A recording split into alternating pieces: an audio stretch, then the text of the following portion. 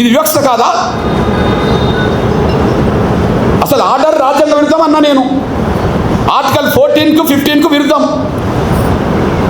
సమానత్వ స్వేచ్ఛకు విరుద్ధం, ఆర్టికల్ 25కు విరుద్ధం, మత స్వేచ్ఛకు విరుద్ధం. అంటే బ్రాహ్మణులు మాత్రం క్రైస్తవ మతం పుచ్చుకోండి అంటే ప్రచారం చేయవచ్చునా?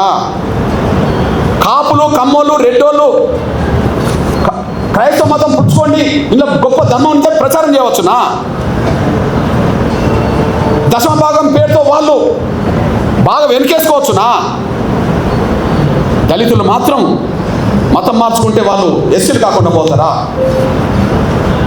బ్రాహ్మణులు అయినప్పుడు, క్రైస్తవ మతం పుచ్చుకున్న వాళ్ళు బ్రాహ్మణులుగానే ఉన్నప్పుడు వాళ్ళు ఓసీలు అయినప్పుడు, క్రైస్తవ మతం పుచ్చుకున్న వాళ్ళు కమ్మోళ్ళు అయినప్పుడు వాళ్ళు ఓసీలు అయినప్పుడు, కాపులు ఓసీలు అయినప్పుడు, ఓసీలు ఉన్నప్పుడు,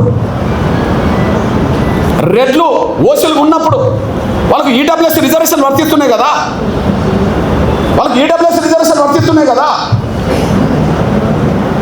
ఇప్పుడు ఎస్సీ ఎస్టీ యాక్ట్ వీళ్ళకి వర్తించదు, రేపు రిజర్వేషన్ వర్తించవద్దు అని అంటుండ్రు కదా. ఎస్సీ యాక్ట్ వర్తించదు, రేపు రిజర్వేషన్ కూడా వర్తించవని మీరు తీర్పులు చెప్పారు కదా ఆర్డర్ పట్టి. అంటే వాళ్ళకు రిజర్వేషన్ కూడా వర్తించవచ్చునా? వాళ్ళ కులహోదాగానే ఉండాలనా? వాళ్ళ కులహోదాగా ఉండాలి. వాళ్ళ బ్రాహ్మణులు ఓసీ హోదా ఉండాలి. వాళ్ళు క్రైస్తవ మతం పుచ్చుకున్నా ప్రచారం చేసినా వాళ్ళ ఓసీ హోదా పోతలేదు, వాళ్ళ బ్రాహ్మణ కులం హోదా పోతలేదు, కమ్మల హోదా పోతలేదు, రెడ్ల హోదా పోతలేదు, కాపుల హోదా పోతలేదు.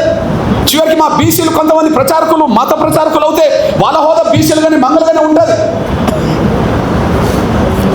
ఇక్కడ దళితులు మాత్రం మా మీద వివక్ష ఉన్నది నిజమే కదా, కొన్ని మతం మార్చుకుంటా అంటే పోతా అని చెప్పి నమ్మిపోతే ఎస్సీ హోదా రద్దు చేస్తారా? ఇది వివక్ష కూడిన ఆర్డర్ కాదా? ఇది రాజ్యాంగ విరుద్ధం కాదా? ఇది వివక్ష కూడిన ఆర్డర్ కాదా? ఇది రాజ్యాంగ విరుద్ధం కాదా? మా మీద రుద్దుతారా? మేము ఏం తినాలి, మేము ఏ విశ్వాసం కలిగి ఉండాలని మా మీద రుద్దుతారా? మేమేం తినాలి, ఏ బట్టలు కట్టుకోవాలి, ఏ విశ్వాసం కలిగి ఉండాలని రుద్దుతారా? ఆ రుద్దడం అనేది రాజ్యాంగ విరుద్ధం కాదా?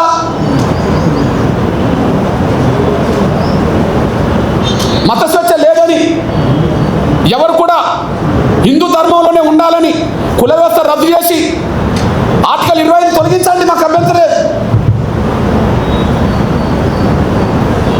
మత స్వేచ్ఛ వద్దు, అందరూ హిందువులుగానే ఉందాం, అందరూ సనాతన ధర్మం విశ్వసిద్దాం, అందరూ హిందువులుగానే ఉందాం, సనాతన ధర్మాన్ని విశ్వసిద్దాం.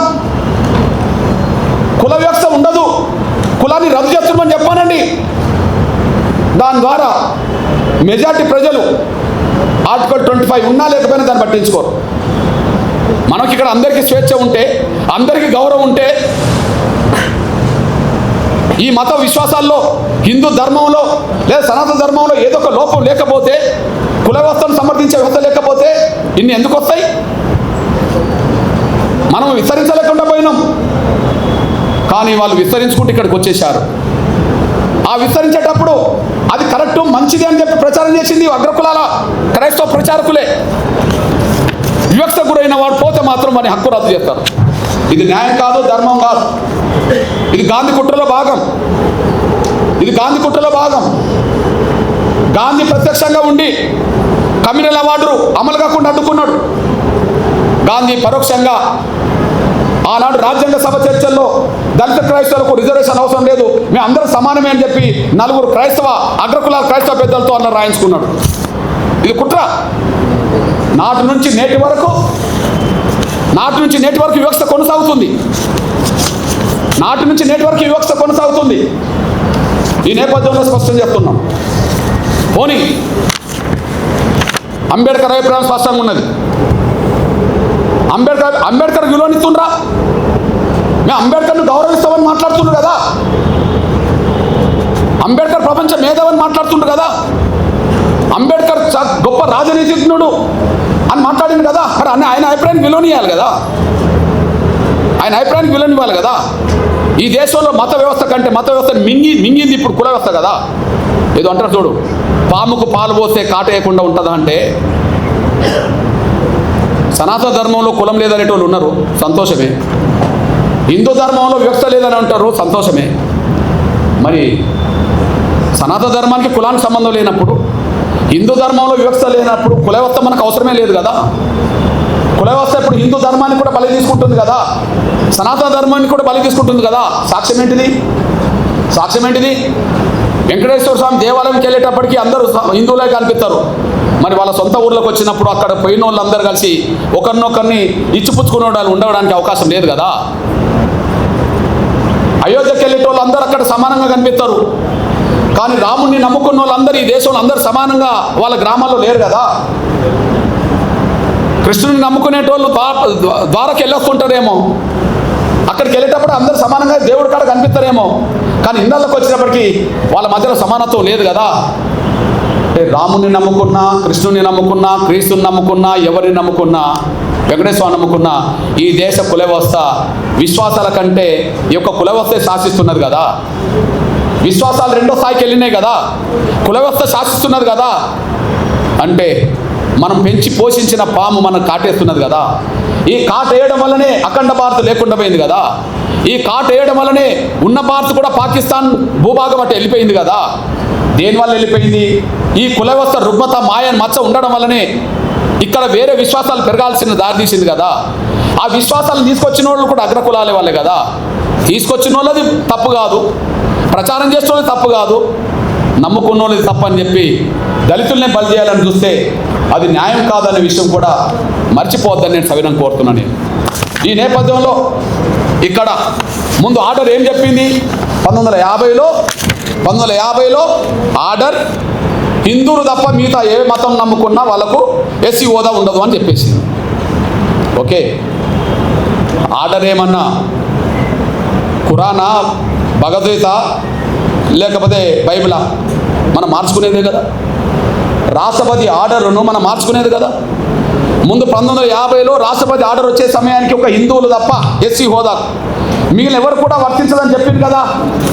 మరి తర్వాత 56లో దాన్ని సరి చేసుకున్నారు కదా. 56లో ఇంకో ఆర్డర్ వచ్చింది కదా. అందులో సిక్కులు కూడా ఎస్సీ హోదా వర్తించదని చెప్పింది కదా. అంటే సిక్కుల్లో కూడా కుల వ్యవస్థ ఉన్నదని చెప్పినట్టే కదా.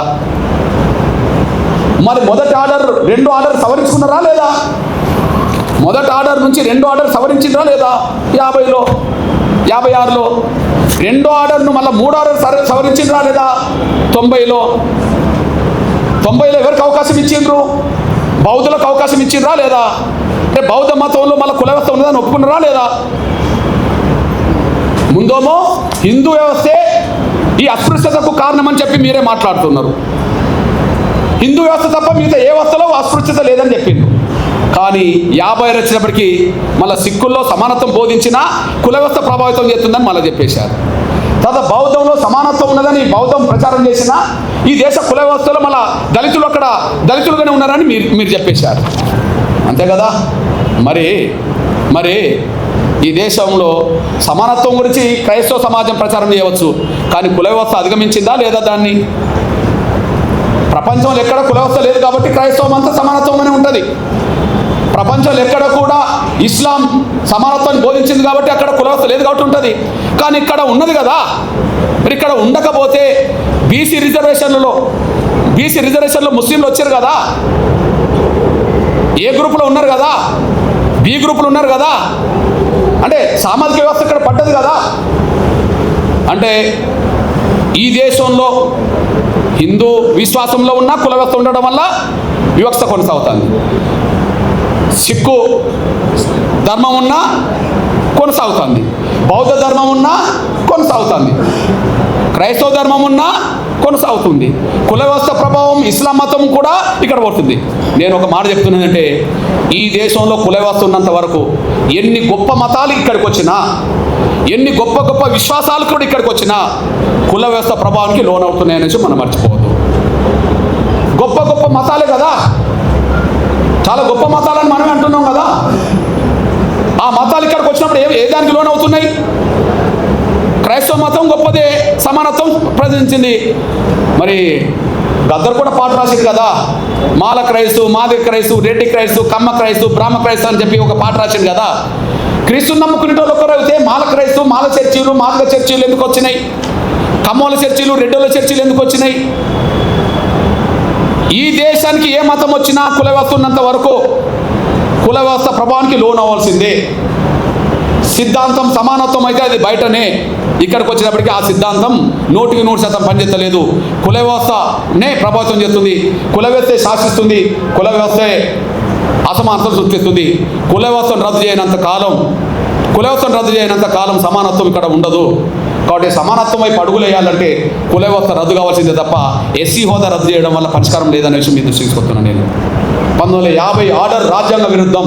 1950 ఆర్డర్ కేవలం దళితుల మీద పెట్టిన ఆంక్షలు. దళితులు మాత్రమే మారద్దు, మీది ఎవరు మారినా మాకు అభ్యంతరం లేదు. దళితులు మాత్రమే మారద్దు, ఇంకెవరు మారినా మాకు అభ్యంతరం లేదు. బ్రాహ్మణులు మారవచ్చు, మారేటట్టు చేయవచ్చు. రెడ్లు మారవచ్చు, మారేటట్టు చేయవచ్చు. కమ్మోళ్ళు మారవచ్చు, మారేటట్టు చేయవచ్చు. బీసీలు ఇతరులు మారవచ్చు, మారేటట్టు చేయవచ్చు. కానీ దళితులు మాత్రం మారొద్దు. మీరు మా కాళ్ళకాడు ఉండాలి. మేము అంట్రానోళ్ళని పిలిచినా కూడా మీరు పడి ఉండాలి. మిమ్మల్ని అవమానించినా మీరు పడి ఉండాలి. మిమ్మల్ని చిన్న చూపు చూసినా పడి ఉండాలి. కుల వ్యవస్థలో వివక్ష ఉన్నది కాబట్టి, కుల వ్యవస్థలో అంట్రాంతరం ఉన్నది కాబట్టి మేము పాటించినా మీరు పడి ఉండాలి.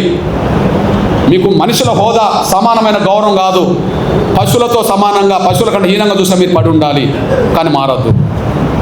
కుల వ్యవస్థలో అస్పృశ్యత ఉంటుంది, మీరు అంగీకరించి రిజర్వేషన్ పొందండి. మీరు మారితే రద్దు చేస్తాం. ఇది కండిషన్ కాదా? ఇది కండిషన్ కాదా? ఇది నిర్బంధమైన హింస కదా? మీరు బలవంతంగా ఉండండి. మీరు మారదలుచుకుంటే రిజర్వేషన్ వదులుకొని వెళ్ళండి.